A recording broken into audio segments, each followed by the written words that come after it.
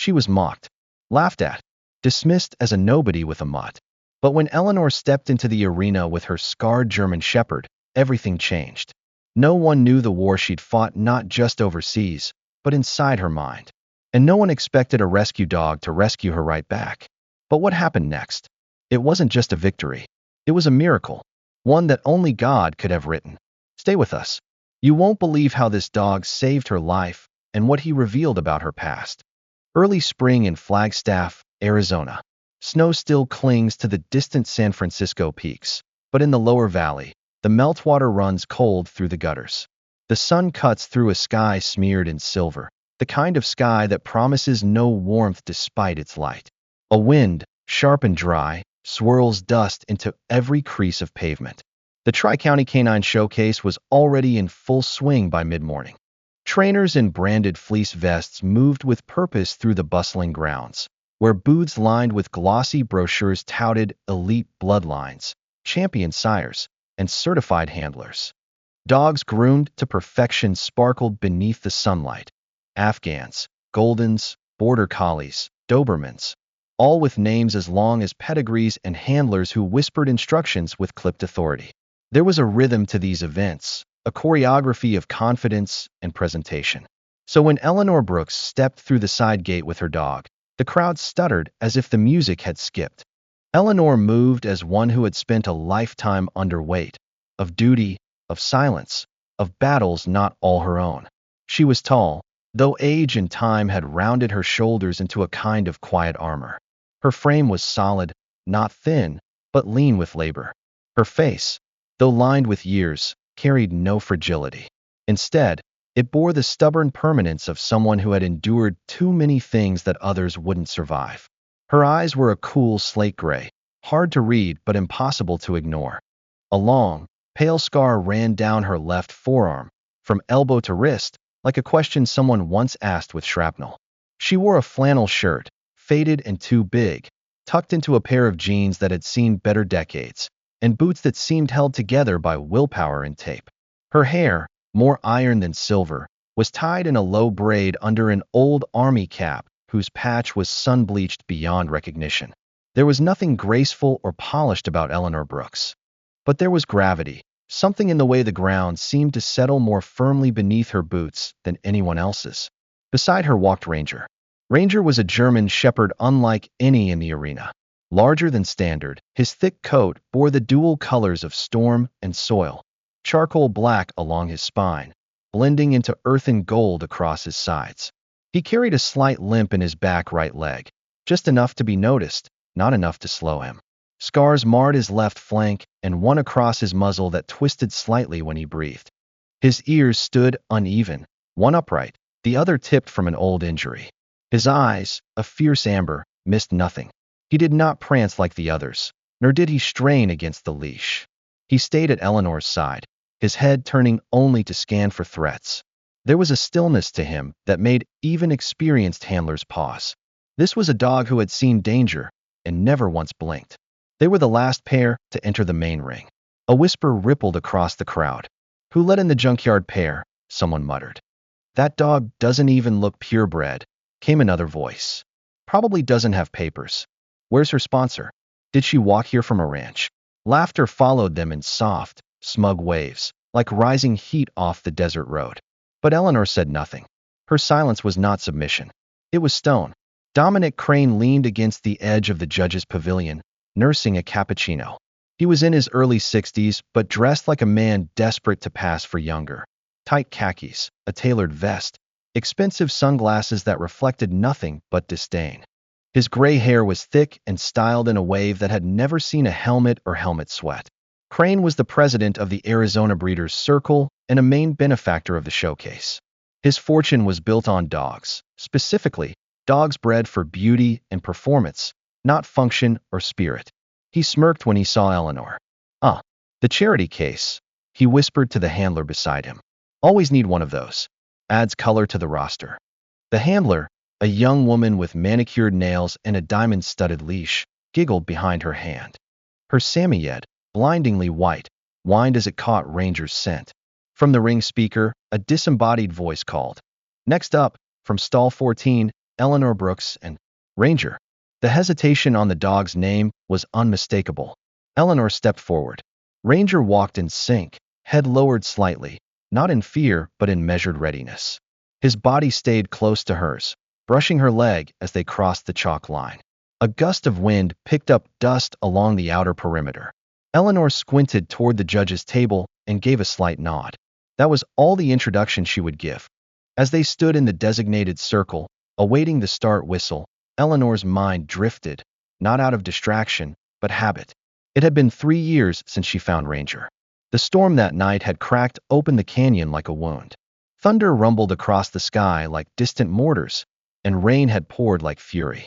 Eleanor had driven out toward the Mesa Creek Trail searching for a missing mare, but what she found instead was a collapsed ridge and the faintest sound of movement below.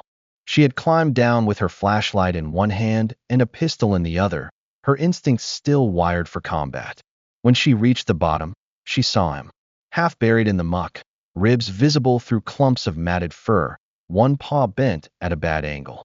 But it was his eyes, dull, resigned, not afraid, that reached her.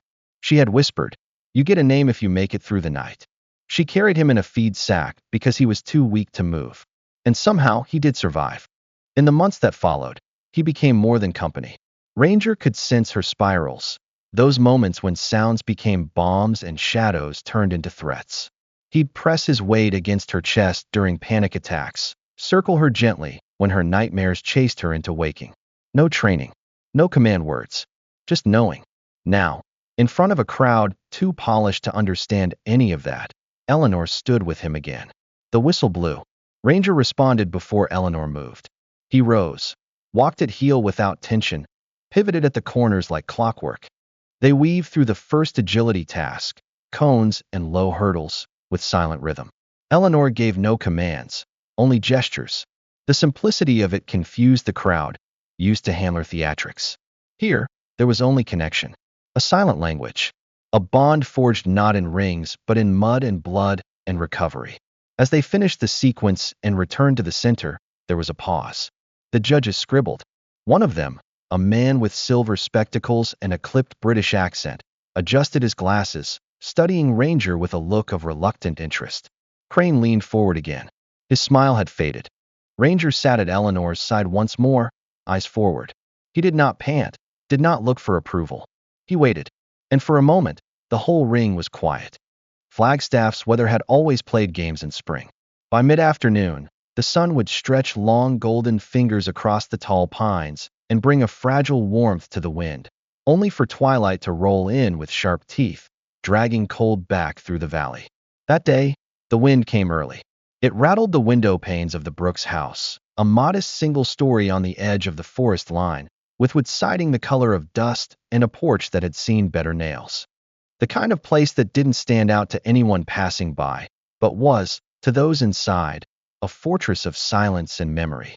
Zoe Brooks sat cross-legged on the braided rug in the living room, her phone balanced on her knee, her eyes trained on Ranger.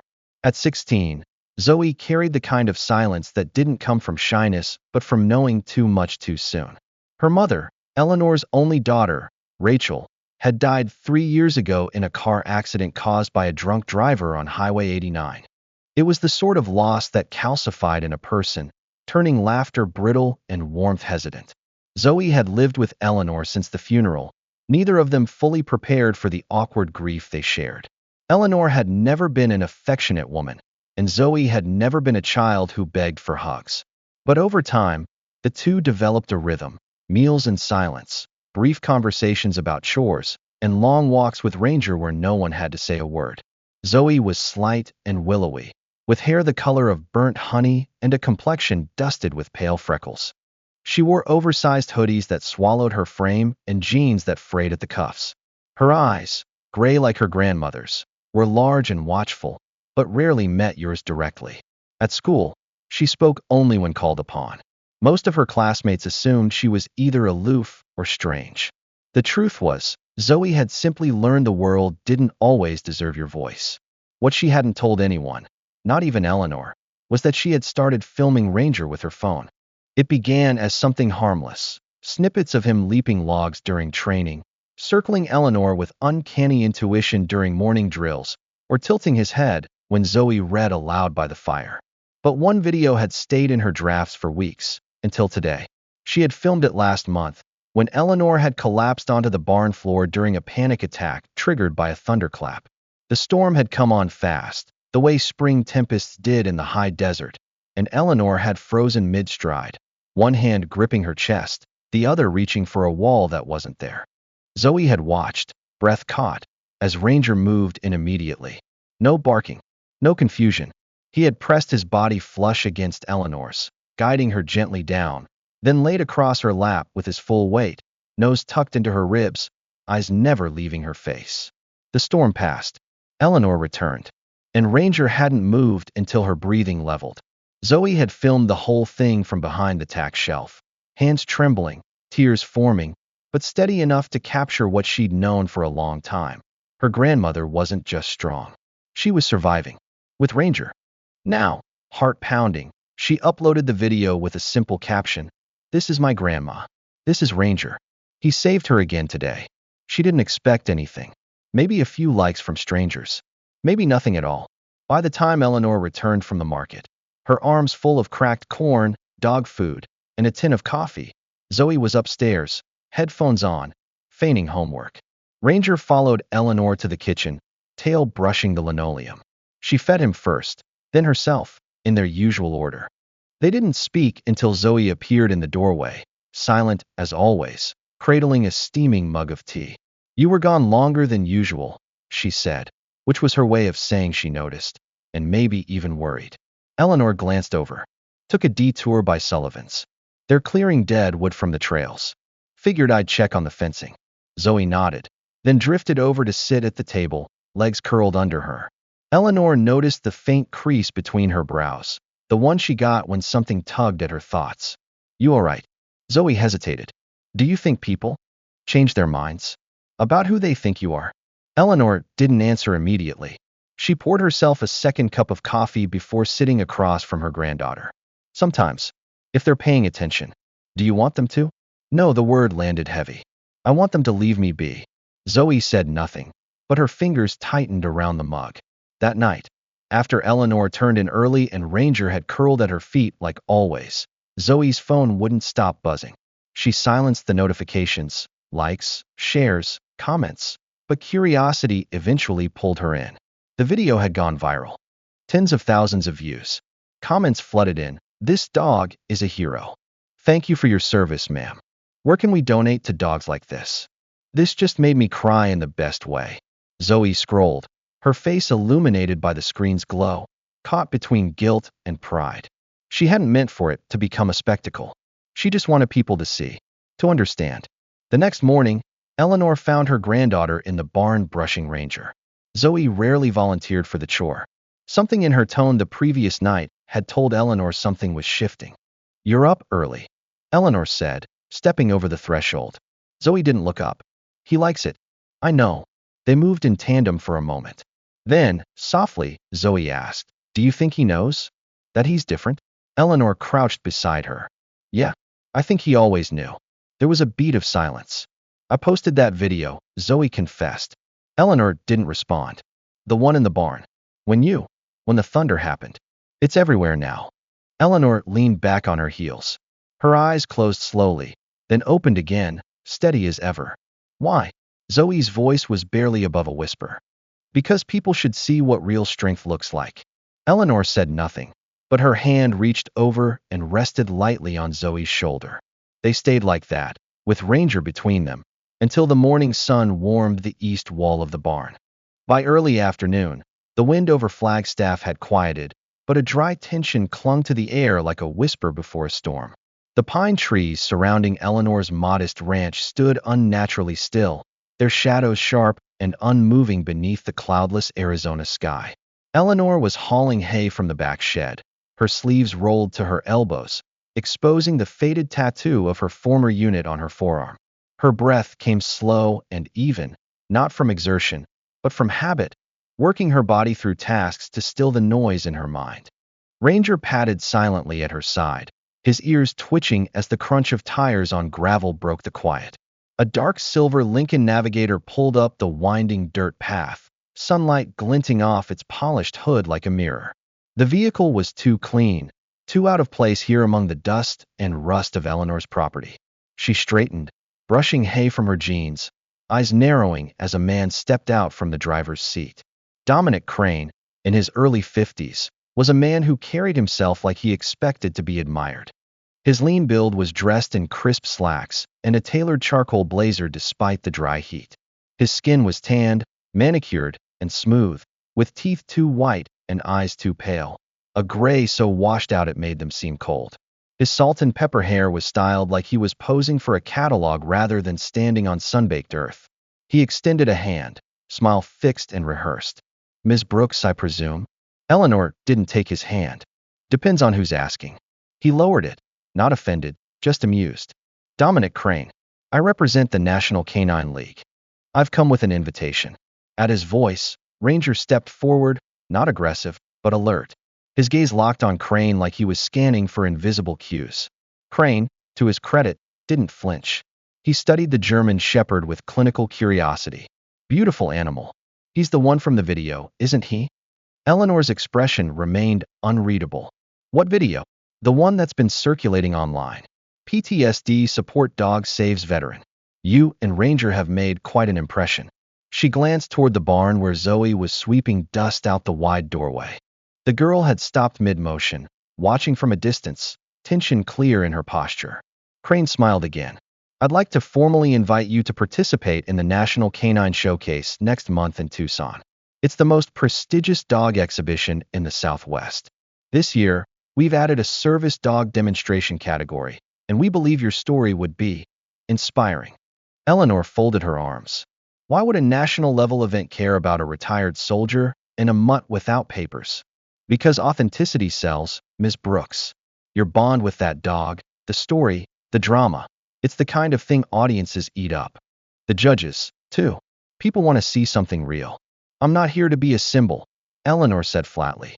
Crane's smile sharpened at the edges. "You wouldn't be. You'd be a competitor. Of course, we'd cover your travel, boarding, registration, and there's a cash prize. Not to mention exposure for the dog." That last part landed wrong. Eleanor's jaw clenched. "He doesn't need exposure. I'll leave the paperwork," he said smoothly, reaching into his car for a sleek black envelope. "Think it over. The event is in 3 weeks. I'd hate for you and Ranger to miss your chance to show what you're truly capable of." He placed the envelope on the wooden fence, tipped his head in mock courtesy, and returned to his luxury vehicle. As he drove off, the dust behind him rose like a curtain, closing on an act Eleanor didn't remember auditioning for. That evening, while Eleanor chopped vegetables for stew, Zoe sat cross-legged on the living room floor, laptop open, her face pinched with suspicion. "He gives me the creeps," she said finally. Eleanor didn't turn around. "He's just a recruiter."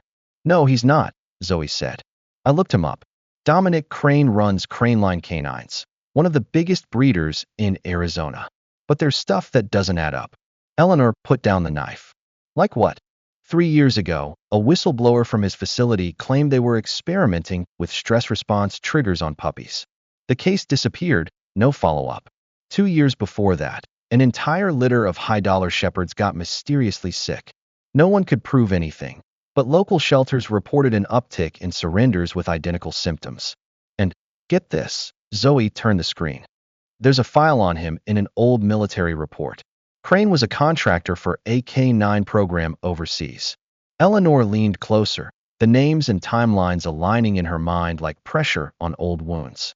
"He knows what Ranger is," Zoe whispered. "Not just a rescue. Something else."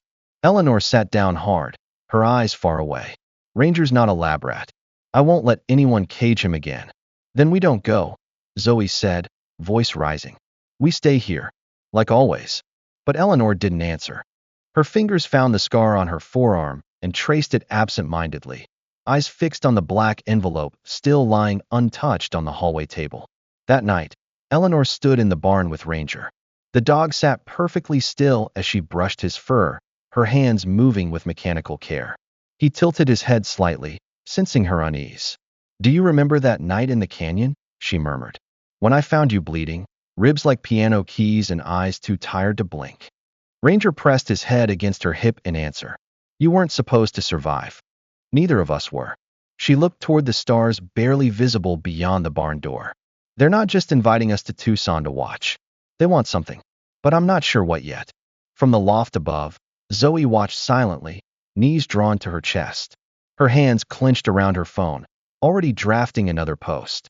This time, it wouldn't be a video, it would be a warning. The following morning, Flagstaff wore a strange hush, as if the pines themselves were bracing for something unspoken.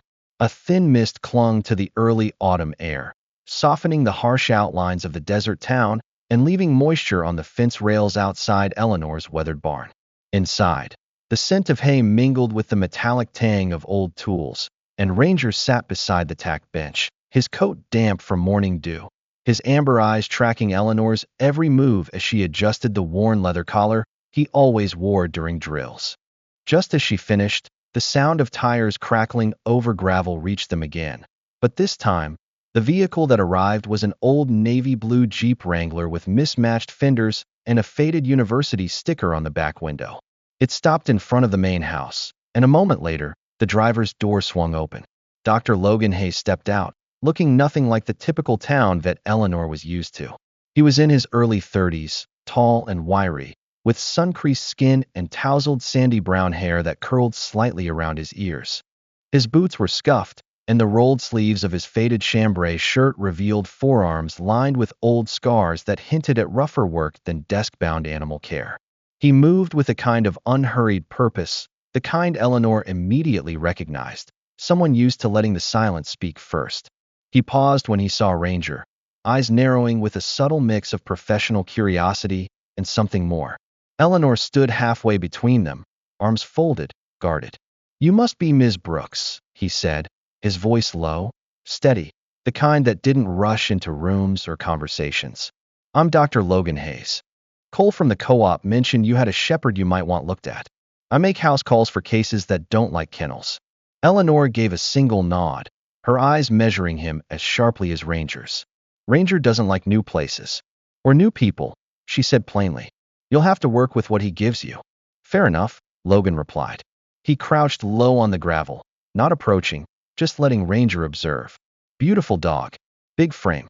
Scarring on the left flank. Healed rough. Older injury. Found him after a monsoon flash flood in the ravine 4 years ago, Eleanor said. No chip. No tags.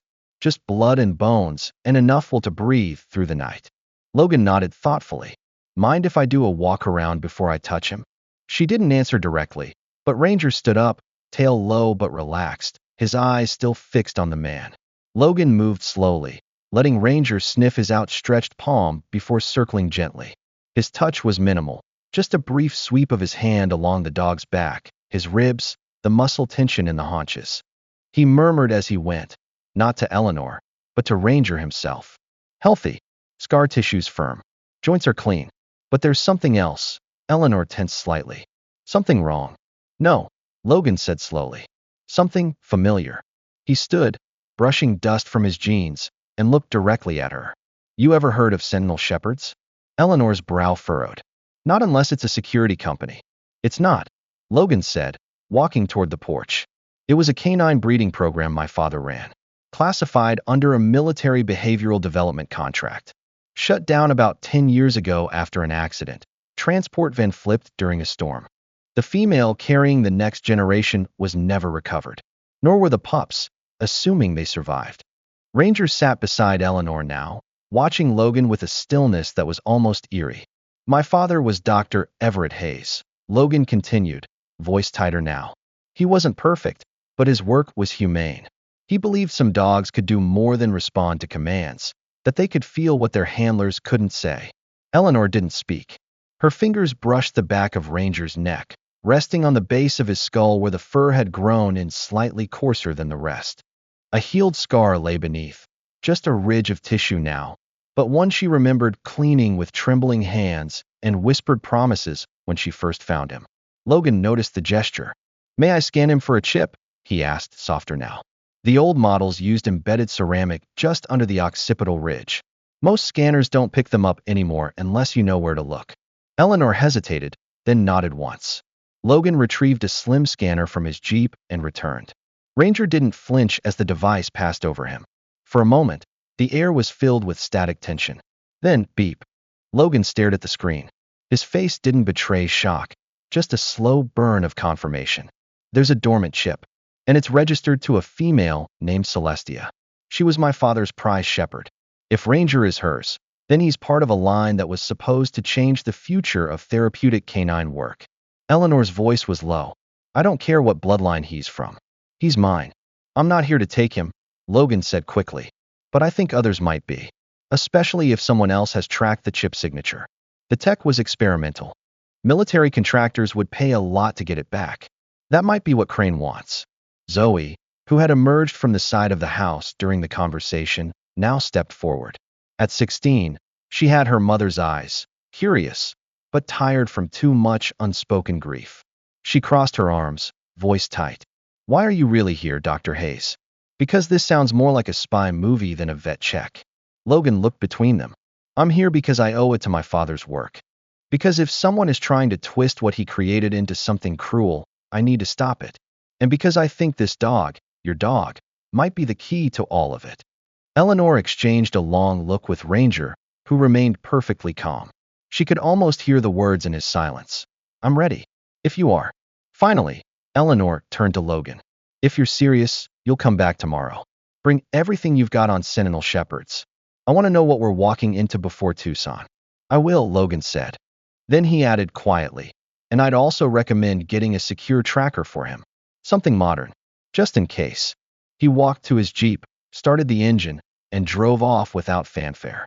Dust curled in his wake as Eleanor stood still in the yard, Zoe beside her, and Ranger close as breath. From inside her jeans pocket, Eleanor pulled the invitation Crane had left. She held it for a beat, then handed it to Zoe. Burn it, she said. Zoe didn't ask why. She only smiled and walked toward the fire barrel. The wind in Flagstaff that night carried a strange bite, colder than what early October should have allowed. It whispered through the tall pine trees that bordered the Brooks property, brushing their brittle branches against each other with dry, rattling sounds. The moon was thin, high and pale, and the old barn sat in a patchwork of dim light and jagged shadow. Eleanor had just finished locking up the last feed bin when Ranger suddenly stiffened at her side.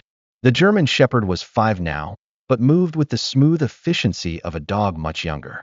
His thick coat glistened faintly in the silver light, and his ears pricked forward, body rigid. Eleanor paused. Her breath caught without her realizing. In combat, she'd learned to trust those silent moments, the ones just before something shifted. She reached slowly for the flashlight on her belt loop, but didn't turn it on. Instead, she listened and waited. Then it came. A creak. The wrong kind. Not wind. Not an animal. A hinge. Metal on wood. Coming from the side of the kennel where the training gear was stored. She dropped into a half-crouch, pressing her palm gently against Ranger's neck. Stay, she whispered, though she knew he would disobey only if she fell. They moved like old ghosts across the dry ground. Silent. Alert. When she reached the corner of the kennel, she paused. Someone had broken the padlock. It now hung useless, snapped in half. She swung the door open with a sharp kick. Inside, the chaos spoke for itself. Shelves upturned. Crate doors torn open. Several training tools, leashes, cones, weighted vests, slashed through with a blade. Bags of dog food had been ripped apart and doused in what smelled like gasoline. But it wasn't the destruction that made Eleanor's blood run cold. It was the writing, sprayed in crude, black letters across the back wall. Back out if you want the mutt to make it to the ring.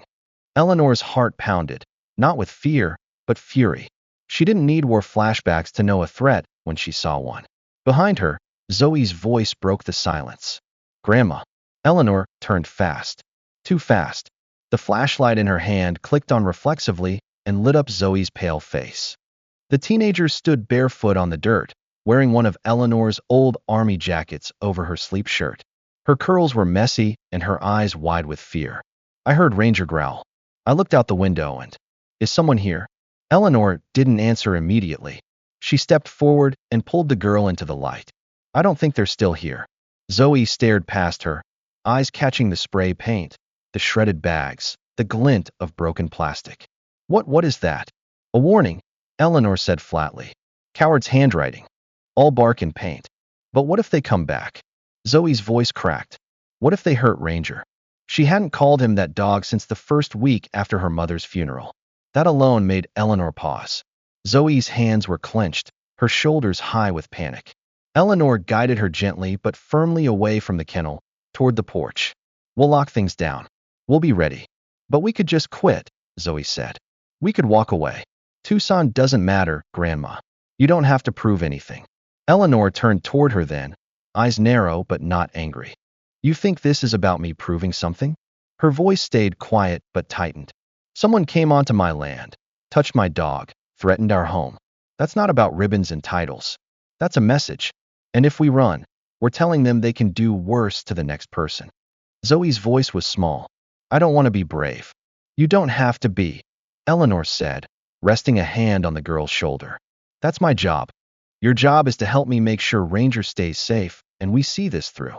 She left Zoe on the porch with Ranger while she went inside to retrieve the .38 revolver locked in the drawer beside her war medals, both relics of times she swore she'd left behind. By morning, nothing else had been touched. But Eleanor's eyes were sunken, and her gait had the stiffness of someone who hadn't blinked in hours. She found Logan's Jeep already in the driveway. He got out carrying a duffel and a travel thermos. I brought coffee, he said carefully. Then he saw the ruin in the training barn. What the hell happened? Eleanor didn't waste words. Someone broke in, vandalized everything, left a thread on the wall. Logan moved past her and surveyed the scene. His face tightened. This was planned. Quick. Targeted. They knew what to destroy. They wanted to rattle us, Eleanor replied. Didn't work. Logan crouched near the wall where the warning had been painted. You report it? To who? Eleanor scoffed. Sheriff's been Crane's poker buddy since the county fair in '96. I'll report it when it matters. Zoe, who had come to stand near the fence, still wore that look, the one that teetered between fight and freeze. Logan glanced at her, then back at Eleanor. She okay? Eleanor nodded, then shook her head. She will be. Logan opened the duffel and began unpacking. I brought extra surveillance gear. Motion sensors, trail cams, a pressure mat for the kennel threshold. You mind if I help you set it up? Eleanor raised a brow. You always carry this stuff? He smiled faintly. I used to work with a search and rescue unit before vet school. Old habits. As the sun rose over the pines, they worked in near silence. Ranger followed every move, his nose twitching at the scent of the new equipment. When they were done, Eleanor stood back, hands on her hips. This won't stop them, she said. No, Logan agreed. But now we'll see them coming. Later that afternoon, Zoe sat in her room with her laptop open, watching the security feed from the trail cam Logan had mounted on the barn's exterior. It was pixelated, occasionally stuttering, but clear enough. She opened a document on her screen titled Timeline of Incidents, a habit she had picked up from her grief counselor, a way to regain control when fear felt bigger than logic. She typed in the date. October 14th, first direct threat. Grandma calm. Ranger alert. I'm still afraid. But beneath that, she added one more line. We're staying. The first light of dawn spilled gently over the ridges of the San Francisco peaks, casting a golden hue across the Brooks property. Eleanor stood by the fence with a thermos of bitter coffee in hand, her scarred fingers curled loosely around the handle. Beside her, Ranger sat in alert stillness, eyes sweeping the horizon.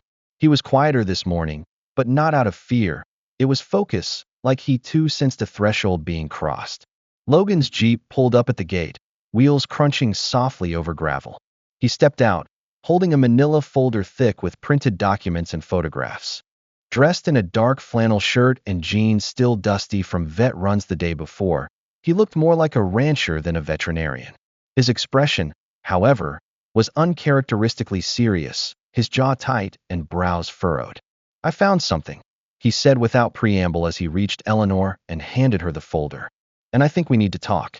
Inside, they walked to the kitchen, where Zoe was already stirring instant oatmeal with a distracted frown.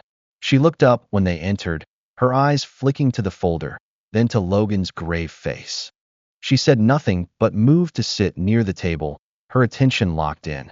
Eleanor opened the folder and leafed through the documents. Vet reports, scanned incident logs, old Sentinel program blueprints. You remember I told you my dad used to run a specialized breeding line called the Sentinel Shepherds? Logan began, pulling up a chair. The flagship dog, his name was Alpha, a black and silver German Shepherd, the first successful product of nearly 2 decades of behavioral genetic pairing. Alpha was designed for high-sensitivity work, disaster recovery, trauma detection, even advanced medical alerts. But he wasn't just a project. He was family. Eleanor glanced at Ranger, who now lay near the pantry, ears still slightly raised, sensing the tension. What happened to Alpha? She asked. Logan's mouth tightened. 10 years ago, during a planned transfer to a secure government facility, the transport van crashed outside Tucson. Weather reports said the storm was unusual, high wind shear, sudden flash floods. The van went off the road. 2 handlers died. All dogs were presumed dead, except Alpha's body was never found. And Crane? Eleanor asked, her voice like gravel. Was he involved? He coordinated the logistics, Logan confirmed. He claimed the crash was an accident, said the whole thing was tragic. But my father never believed it. He thought Alpha had been stolen, and the program died with him. A faint rustle came from the hallway. Eleanor turned, eyes narrowing, as an older man stepped cautiously into the doorway. He was tall and thin, stooped slightly by time, with a head of fine white hair and eyes like burnished steel. He wore an old windbreaker over a button-up shirt tucked neatly into khakis. His steps were slow but deliberate. Walter Hayes, the man said, offering a hand to Eleanor. His voice was deep, roughened not by age but by years of shouting over wind and engine noise. Logan's father. Sorry for just walking in. Eleanor took his hand without flinching. You're welcome if you brought truth. Walter gave a dry smile. I brought memory, and eyes that haven't forgotten a single dog I ever trained. He walked over to Ranger and crouched with effort, letting his knees pop loudly. The dog remained still but watchful. Walter didn't try to touch him immediately. Instead, he spoke softly. You don't remember me, boy, but I remember your father. Ranger slowly stood, not threatened, but alert. His tail did not wag. His head tilted slightly, ears shifting like radar. Walter finally reached out and gently touched the scar behind Ranger's ear, a jagged mark partially hidden by fur. Alpha had the same one. Not from a fight, from an ear tag removed after field trials. We stopped tagging when we realized they were painful. Only one dog in the program had it. Only Alpha. Eleanor frowned. Couldn't be coincidence. Walter shook his head slowly. The structure of his spine, the depth of his chest, that triangular patch of silver behind his shoulders. His behavioral profile. It's not just resemblance. It's lineage. This dog is Alpha's son. Zoe sat straighter. Then that means Ranger isn't just a rescue. He's a sentinel. Logan nodded. And if we can confirm it, we might have the evidence to expose Crane. He would have had to cover up the theft, falsify crash reports, possibly even arrange the entire accident. Eleanor stood slowly and crossed the room, eyes fixed on the dog who had been her lifeline. I don't care about bloodlines, she said, her voice low. But I care that someone is willing to kill over one. That puts Ranger, and us, in danger. Walter stood with difficulty. Then we need to test him. I have a genetic marker file back at my place. Alpha's DNA was on file with 3 agencies. If Ranger's a match, it'll hold up in any court. Eleanor's eyes narrowed. And what happens when the world knows he's not just a mutt from a ravine, but the heir to some special project? What happens when they want him back? Walter met her gaze evenly. That's why I'm here. I didn't come to reclaim him. I came to protect him, and to help you fight Crane if he tries to silence you. Zoe finally found her voice. What if we go public with the story? The video I posted is already getting traction. If people knew the truth, it's too soon, Logan said. Crane's too powerful. We need proof, hard proof. The DNA match, the transport manifest, maybe even someone from inside Crane's operation. Eleanor paced to the window. The afternoon light had begun to change. Shadows stretched longer across the yard. Ranger joined her silently, pressing his side to her leg. We don't wait forever, she said quietly. We've spent enough of our lives hiding. We get the test. We get the documents. And then we take the fight to them. Walter's mouth twitched in admiration. You remind me of someone I used to command. Woman named Callahan. Quiet, dangerous, always the first through the door. Eleanor didn't smile. I'm always the last out. The moon was a pale coin over the mountains when the knock came. 3 slow raps against the wood of the porch, deliberate and measured. Eleanor Brooks, seated in her usual post-warrior's vigil by the window, didn't flinch. She'd been expecting something, though not this.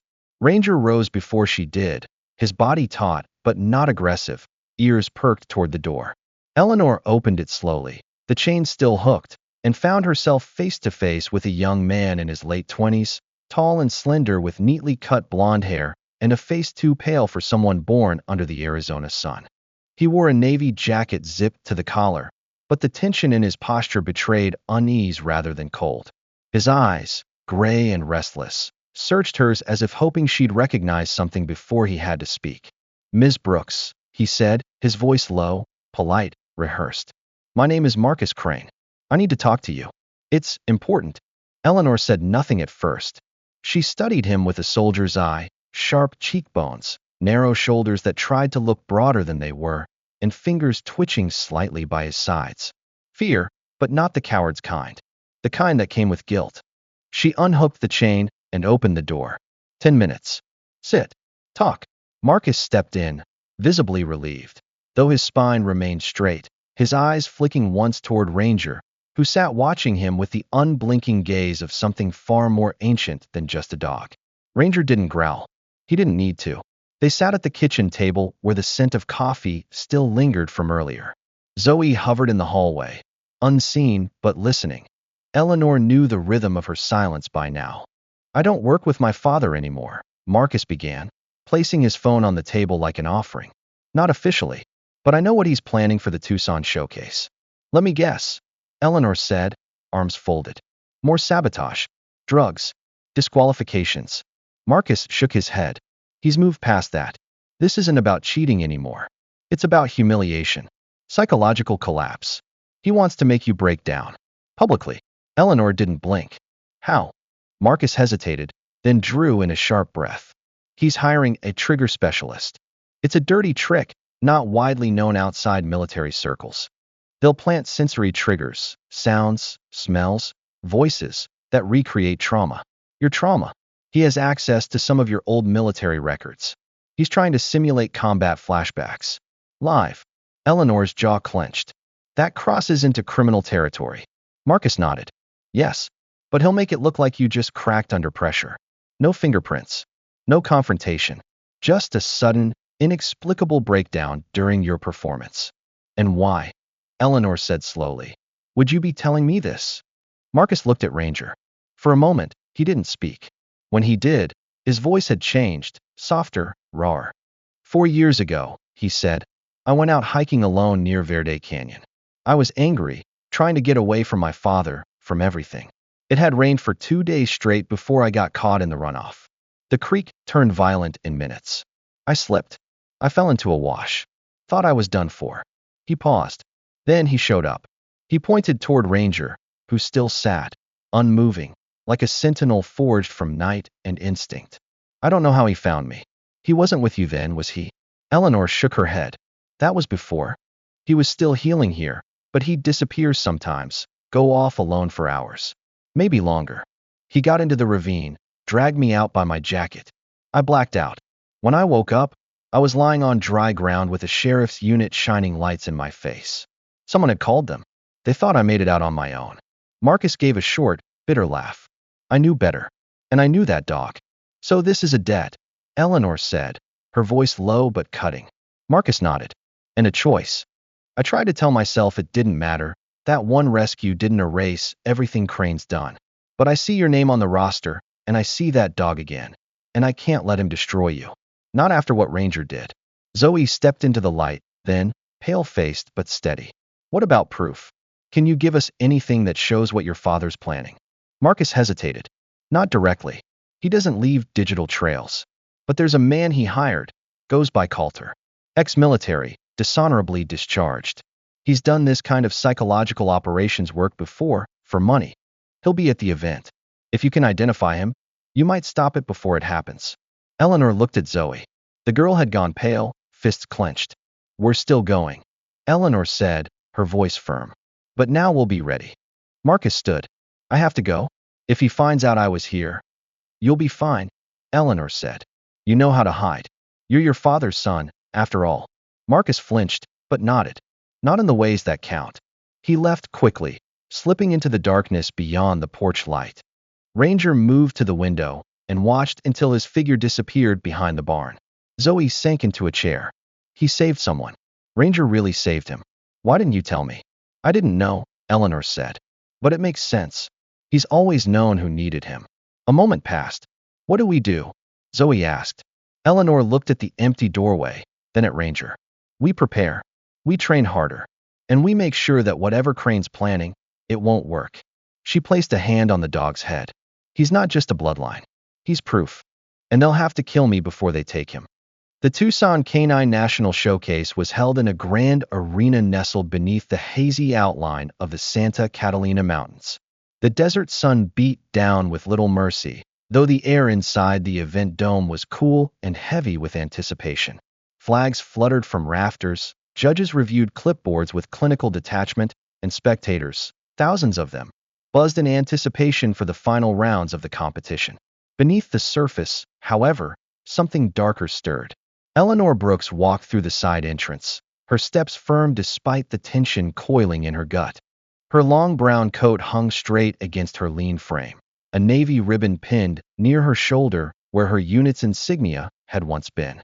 Age and war had carved lines deep into her weathered face, but today, her eyes held steady fire.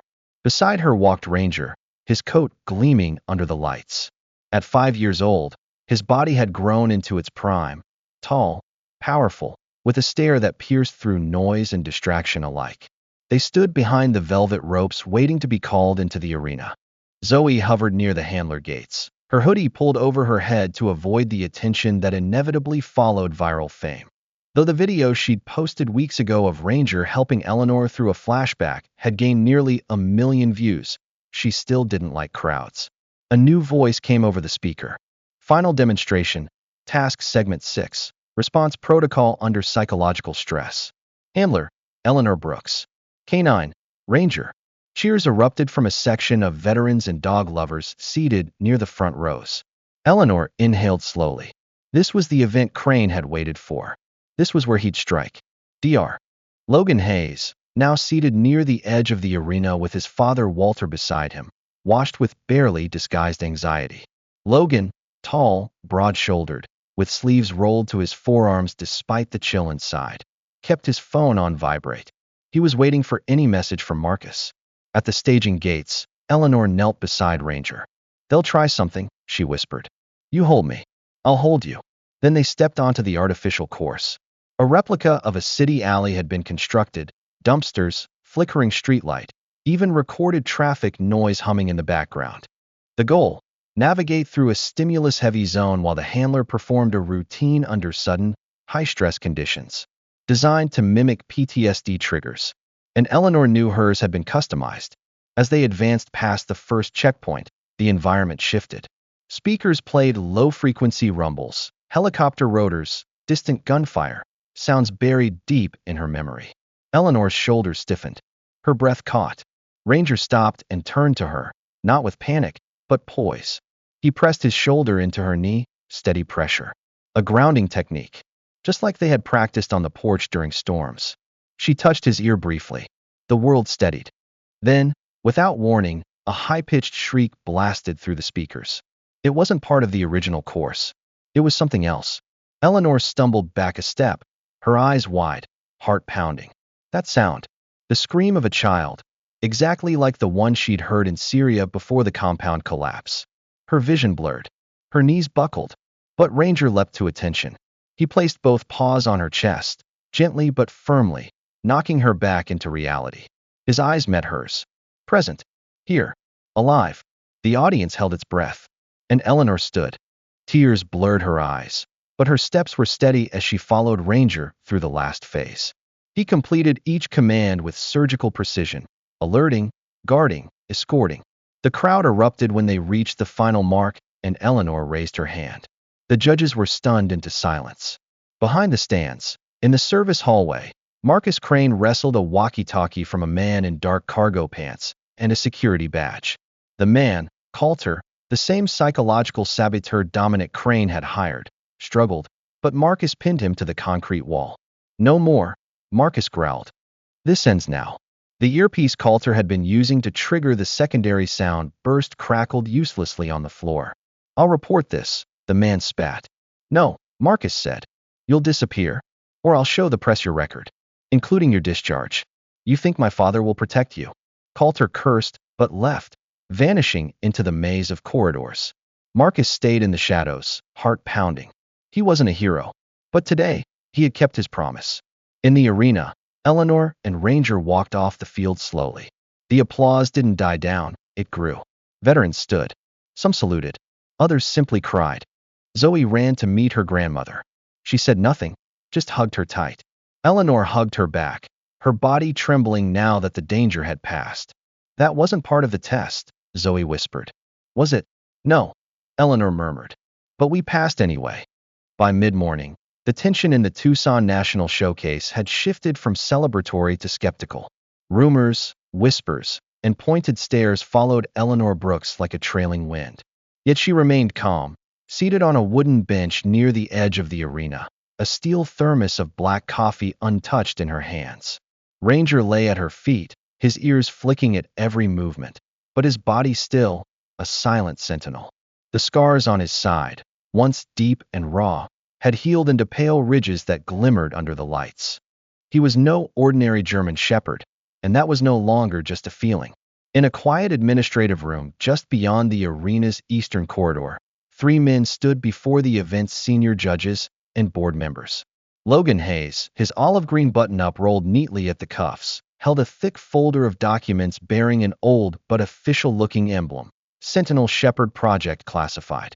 He looked slightly older under the fluorescence, a week of fatigue etched beneath his eyes. To his left, Marcus Crane stood tall in a slate-gray windbreaker, his dark hair still damp from a rushed shower. A nervous energy clung to him like static. And beside him, Walter Hayes, Logan's father, once the director of the Sentinel Project, calm and deliberate, with his silver hair combed back and a folder identical to Logan's tucked under his arm. The lead judge, a stocky woman named Madeline Griggs, eyed the group with narrowed suspicion. Her salt and pepper hair was cut in a stern bob, and her voice held the weight of 2 decades of oversight. You claim this dog, Ranger, was bred under a federal program that was terminated 10 years ago after a data facility burned down. Yes, Logan replied, sliding the folder across the long mahogany table. But not every record was lost. My father kept backup documents off-site. The microchip in Ranger doesn't just match the format of the Sentinel lineage. It corresponds exactly to Alpha's son. Walter cleared his throat. Alpha was one of our foundational sires, designed for enhanced cognitive recognition, PTSD stabilizing responses, advanced scent partitioning. We believed he and his line were lost in the fire and subsequent theft. Madeline flipped through the documents. DNA profiles, comparative behavioral logs, encrypted correspondence between military liaisons. Her brow furrowed. This could derail the competition's integrity. Marcus stepped forward. It already has. All eyes turned. He exhaled. I'm Marcus Crane. Yes, Dominic Crane is my father. But what he's done goes beyond rivalry or ambition. He stole Alpha during the shutdown. I didn't know the full extent until recently. He intended to breed them off-record and sell the offspring to private clients, some military, some pharmaceutical. Ranger must have escaped or been abandoned during one of the transfers. Years ago, during a flash flood near Kingman, Arizona, I was trapped beneath a collapsed irrigation pipe. A dog pulled me out, bruised my ribs doing it. He gave a sad smile. It was Ranger. I only realized after seeing Eleanor's video. Gasps stirred among the judging panel. Marcus stepped closer to the board. I'm prepared to give a sworn statement. Under penalty of perjury. Madeline closed the folder. The showcase is being placed on temporary suspension. We will not allow Ranger or Eleanor Brooks to be penalized without a full review. Back in the arena stands, Zoe sat beside Eleanor, chewing her thumbnail, legs bouncing restlessly. Is it good or bad they called a halt? It's justice, Eleanor said, finally sipping the coffee. Her hands were steady now. Justice doesn't always come fast. But when it does, you don't flinch. Moments later, Logan approached them with quiet purpose. He crouched to Ranger's level, running a hand over the dog's shoulder. "You're not just remarkable," he whispered. "You're living proof." Walter followed behind, slower, his limp from an old hip surgery evident with each step. He nodded to Eleanor. "You saved him. You trained him. That makes you more than just a handler. That makes you his true family." Eleanor gave a slight smile, rare and quiet. Zoe looked between them all. "So what happens now?" Marcus approached, a hesitant figure now stripped of the designer arrogance he had once worn like armor. "Now," he said, "the board decides whether to disqualify my father. But no matter what happens, Eleanor, Ranger deserves to be seen. And you deserve peace." He extended a small velvet box. "I took this from my father's private office after I saw what he did. It's a medal, one of the originals from the Sentinel Project, meant only for canines who served in the field. Alpha wore this before he disappeared." Eleanor opened the box. Inside, a gold medallion, tarnished at the edges, but engraved with one word, Guardian. Tears pricked at the corners of her eyes. She knelt, fastened it to Ranger's collar. "Seems fitting." And for the first time in days, Eleanor looked up into the crowd, not with fear, but resolve. The storm was clearing. The sky over Tucson was unusually clear the day the decision came. The air buzzed with an anxious hush, the kind that settles just before a storm breaks, or a truth finally lands. Beneath the grand canopy of the National Canine Showcase Arena, Eleanor Brooks stood straight despite the brace on her knee, her hands resting gently on the thick fur of the German Shepherd at her side. Ranger was calm, alert, his ears twitching at every ripple of movement in the crowd. The medallion on his collar, Guardian, caught the sun like a promise fulfilled. Judge Madeline Griggs approached the podium with the composure of a woman used to carrying heavy verdicts. Her voice, when it came, was steady. "After an exhaustive internal review, and in consultation with federal authorities, we are proud to confirm that Ranger, handled and rehabilitated by Eleanor Brooks, is not only a qualified entrant, but the rightful heir to the Sentinel lineage." The arena exploded into applause.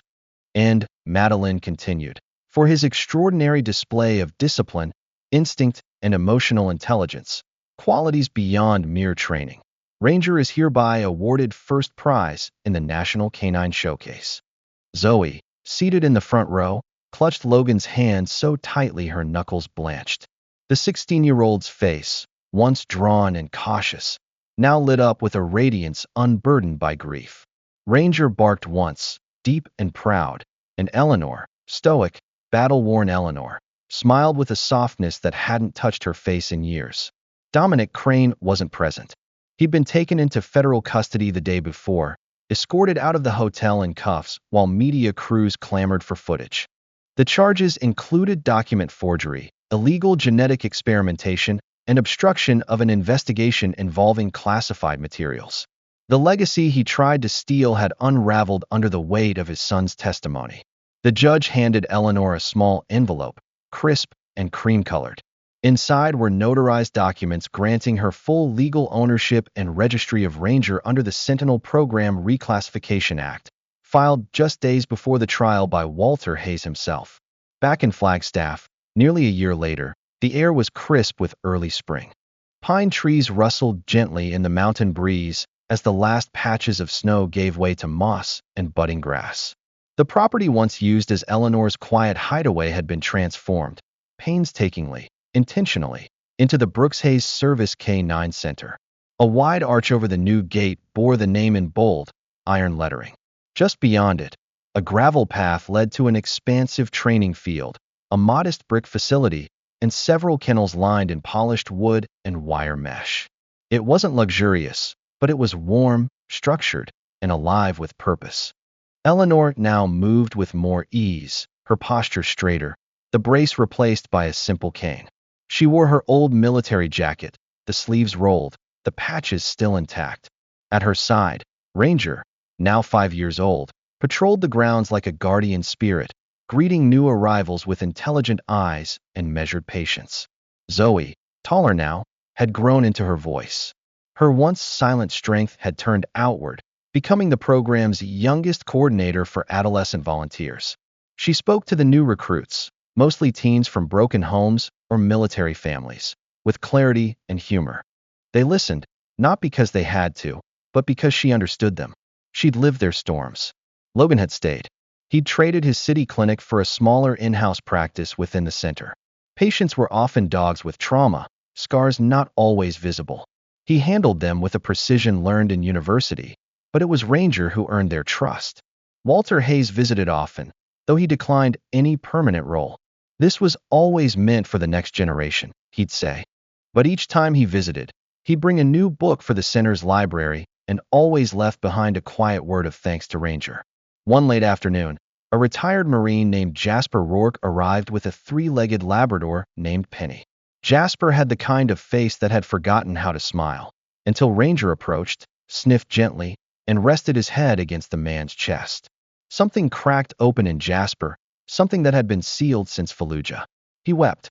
Penny wagged her tail, and Eleanor watched from the porch, knowing they'd both just taken their first step toward healing. Inside the facility, Zoe had hung a large photograph near the main hallway. It showed Eleanor, one hand raised in salute, the other on Ranger's collar. Beneath it was a plaque that read, "They saved each other so they could save the rest of us." And outside, in the amber glow of the mountain sunset, Ranger stood at the center of the training field, surrounded by a new litter of hopeful pups and veterans learning to trust again.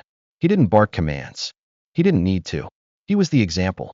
And examples don't retire. There are wounds in life that medicine cannot heal. Only love, and sometimes a loyal dog, can heal. Eleanor and Ranger's story reminds us that no one is too old to start over. No one is too hurt to be revived. In a world that seems chaotic and selfish, God still sends miracles, sometimes in the form of 4 legs, a tail, and a listening gaze. Ranger is more than just a dog. He is proof that good still exists. Proof that God never forgets us, even when we shut ourselves away in silence and hurt. If you have ever been rescued from the darkness by a friend, human or animal, please share your story in the comments. You could be someone's light today. Leave a comment with Amen if you believe God has a special plan for those who seem to be left behind. Don't forget to share this video with those who need a ray of hope. Subscribe to the channel so you don't miss out on more miracle stories. God bless you and your family. And if you're feeling down, remember, a miracle may be on its way. Amen.